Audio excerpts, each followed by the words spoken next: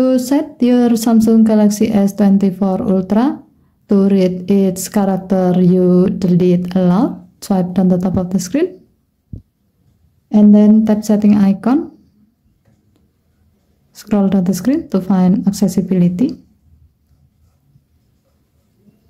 Tap accessibility and then tap vision enhancement. Scroll down the screen.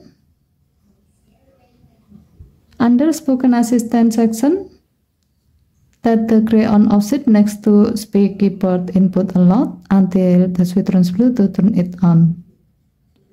Next, tap speak keyboard input aloud. Scroll down the screen and then tap the gray on off switch next to read deleted characters aloud until the switch turns blue to turn it on. To see how this feature works, open an app where you can type something with your keyboard. As the example, we will create a new note. Just try space delete, Y delete, R delete, T delete. You can hear that the phone will read its character you delete aloud. Okay, thank you for watching. Have a nice day.